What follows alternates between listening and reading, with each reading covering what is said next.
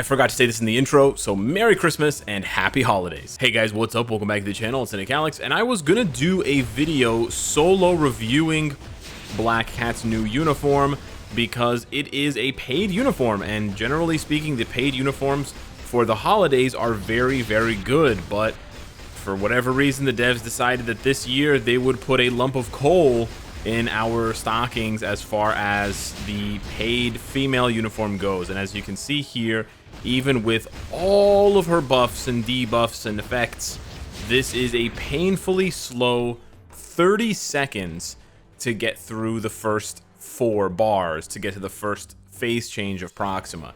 This is incredibly slow. To put this into perspective, a tier 2 Makari can go about this fast to clear the entire stage. And as we know, Kingpin can one-shot this stage, like he does this stage at the same amount of time. And there's tons of other characters, and you can actually even just compare other of the characters that have similar uniforms. So take, for example, White Fox. That's exactly what we're going to be doing for the rest of this video. I'm actually just going to be talking about, rather than doing a Black Cat review, which is what I wanted to do, but there's basically no point because she has no standalone value whatsoever. I'm just going to be comparing and talking about all of the available options so that you guys can get the idea for who you want to build. Now, as you can see here, she is tier 3, I know, but even when she wasn't tier 3, I'm pretty sure White Fox did this about as fast as she's doing it now. But as you can tell, you know, she's got charm, she's got all these effects, she's so much better.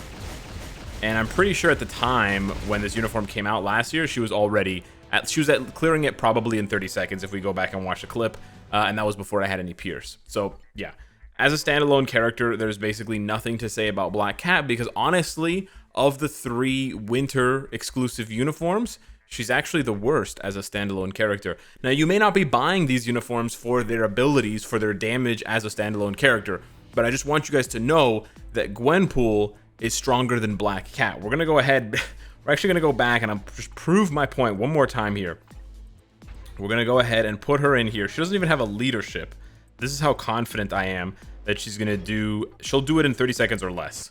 And even though she was released 2 years ago, Gwenpool still hits super duper hard for a tier 2 only character. But seeing that Gwenpool's been waiting 2 years to get her tier 3, I hesitate to say that this is what's going to happen to Black Cat, and we're going to basically be in the same situation. So what you guys are seeing right now is a tier 2 character that got her uniform 2 years ago doing more damage than a character whose uniform came out a week ago. That's right. In half the time, I actually did more damage with fewer buffs, because I did more damage in half the time with fewer buffs. I literally cannot tell you. I cannot begin to tell you how bad Black Cat is as a standalone character. But I know I'm beating a dead horse here. You're like, Alex, I know she's a bad standalone character. That's not why I'm buying her. But I just want to, you know, really bring that point home. Yes, I have a 200 damage proc cold obelisk on Gwenpool, but trust me, Black Cat's not even going to work with an obelisk. That's the other thing. She has no way, like her skills, you can really only cancel 3 right away. Not even right away, but you can't cancel 5 until basically the end. Otherwise, you don't get the Christmas tree blow up and you don't get the presents. And then you can't cancel 4 at all. So she's not like the other characters in the sense you can cancel Gwenpool's 5 right away, or you can cancel White Fox's 4 almost right away. She just wasn't built to be a standalone character. What is she built for? So like, you know, if we're going to do the review, why should you buy Black Cat's uniform? And again, you're paying real money, right? You're buying something in the game for 20 or 30 tokens. You're getting other things, like you're getting crystals or whatever, but you're getting those 20 or 30 tokens, and then you're using those tokens to get Black Cat, White Fox, or Gwenpool.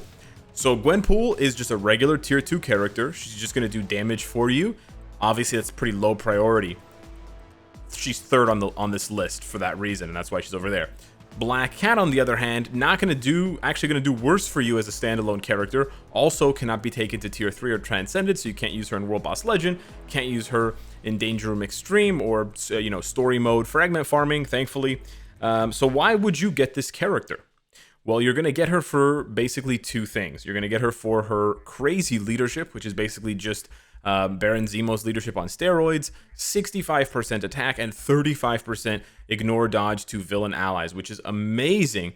And then it gets better because then she has her own debuff effect removal when she's attacking enemies, where she, you know, decreases their buff effects by 80%, and she decreases the duration by 50%, which has it has some kind of effect in things like dispatch. It's just hard to calculate what that effect is, exactly how potent that effect is. But the bigger effect here is her Master of Luck passive. To all allies, she increases their debuff effects by 40%, and that basically will mimic the leadership of White Fox, because White Fox, Dr. Voodoo, and Enchantress have that 40% debuff effect.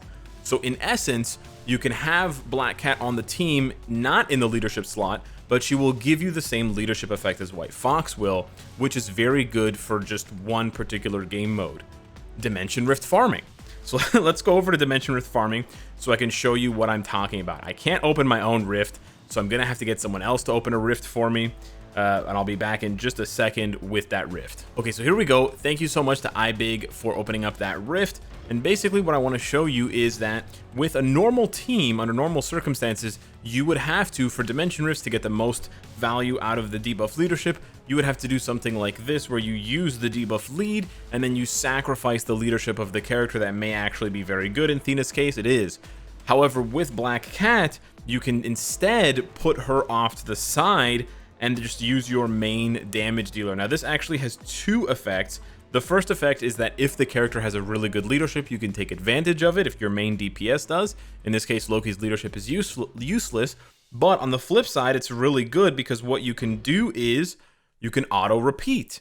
Rather than having to sit here and babysit your phone by switching back and forth at the beginning of every fight, Loki begins the fight this way. And so with every other team composition, you're using, Proxima lead with Loki and Valkyrie, or you're using, White Fox lead with Thena and Cersei, or what have you, whatever the team may be, but your leadership character is not going to be your main DPS 99% of the time, because you're either using Proxima's lead, or you're going to be using White Fox's lead, or Dr. Voodoo's lead, or something like that. But this is where Black Cat's value comes into play. And it's kind of confusing because I told you that Black Cat has an amazing leadership, and she does. 65% increased damage to villains and 35% ignore dodge. However, you would then still have to switch, so it's not really all that helpful. But in this case, you get half of what makes Black Cat valuable, and then you also get to not have to worry and not have to babysit your phone, and it basically allows you to auto repeat. Now, this is a pretty niche thing. I can see some people already rolling their eyes like, I'm gonna pay 20 or 30 real dollars to get a uniform so that I don't have to auto switch at the beginning of my Dimension Rifts.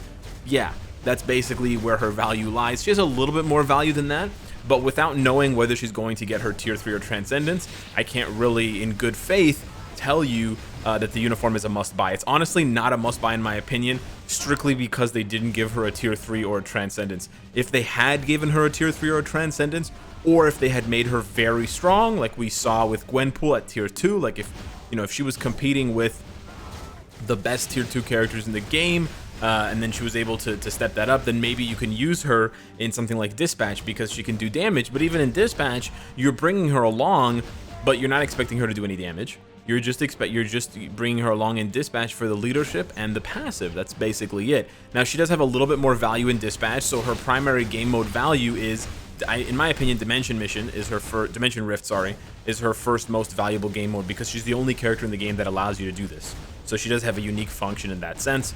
Her second most valuable game mode is Dispatch for auto farming, and then her third most valuable game mode is probably going to be Squad Battle as a leadership, and then probably ABX after that.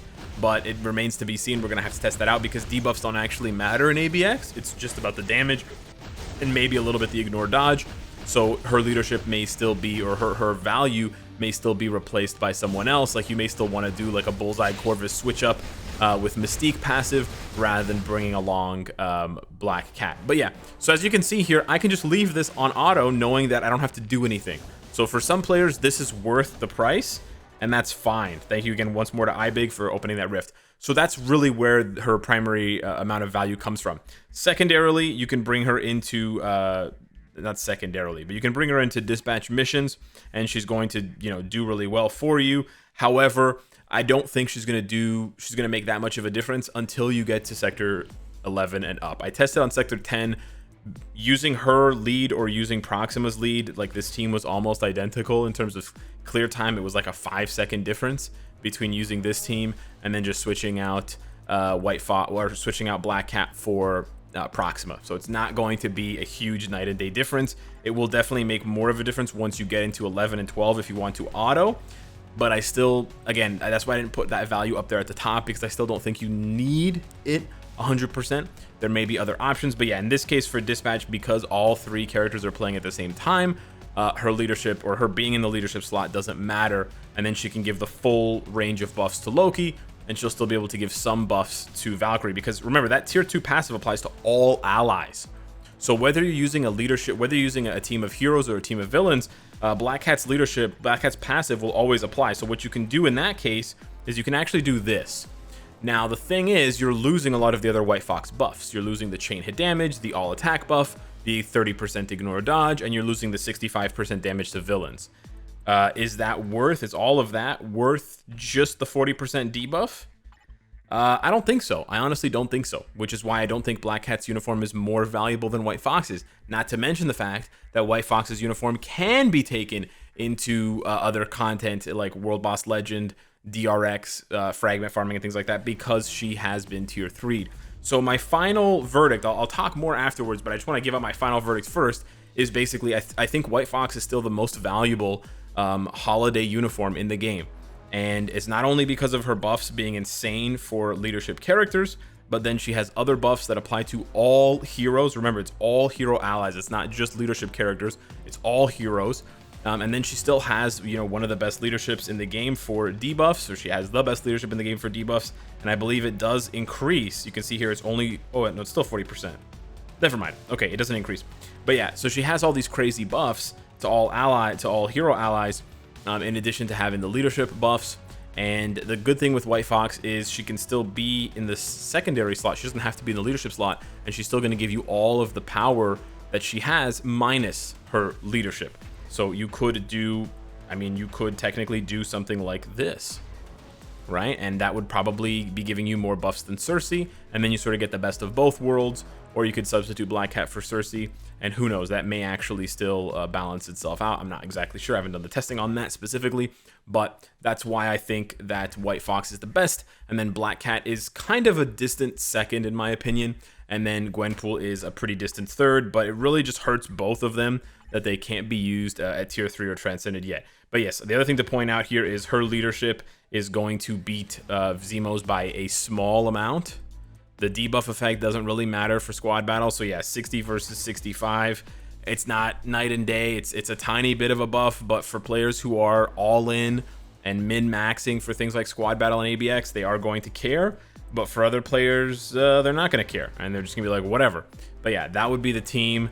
Otherwise, that would be the team. But yeah, squad battle, not really on everybody's radar for, a competitive game mode. So I really think it just comes down to whether you want to auto Dimension Rifts, which I think is by and large her most valuable piece of buff to your boost and buff to your roster, or the dispatch mission thing. But yeah, I think it only really matters, like, again, I climbed through sector 10 and I did all of the challenges without Black Cat because she just came out, and we've had this done for 6 months. So really, Black Cat is only going to help you in dispatch in the last 2 sectors. In that case, I think it narrows her value down quite a bit further. But yeah, the last thing I want to say here about Black Cat is, unfortunately, her debuff passive does not stack with the existing debuff leadership of another character. And we sort of had an inclination of that with X23. But yeah, if you test it out and you use White Fox's leadership and Black Cat's passive, you are not getting an 80% increase to debuff effects. You're just getting the generic 40% from one or the other. So double dipping doesn't actually work with increasing debuff effects. So yeah, my ranking would be White Fox 1, Black Cat 2, Gwenpool 3, and frankly, I would say that Enchantress is also pretty decent. Enchantress is like, probably, if you include Enchantress, I know she's not a winter special, but she is a summer special, and unlike the other summer specials like Black Cat and Gwenpool, she cannot be Transcended or tier 3. That's why I'm sort of comparing her. So if you compare these three, again, I'm ignoring Groot because Groot's terrible, but if you compare these three, then I think it's like this. In case you're wondering, I would put Black Cat first, Enchantress second, and Gwenpool third, and obviously I would put White Fox above Black Cat in that case. Again, primarily because she's tier 3able, but also because she just actually has more buffs overall than Black Cat does, and her buffs apply to a larger majority of meta characters, being all hero allies rather than just villains. And then her buffs are a little bit more flexible with attack and ignore dodge and chain hit. Chain hit's more valuable overall than a 60% attack buff. So yeah, hit me up in the comments down below. Let me know what you think. Tiny bit disappointed with Black Cat, but hey, we can't hit, or the devs can't hit home runs all the time. Thanks so much for watching, and I'll see you in the next one. Take care.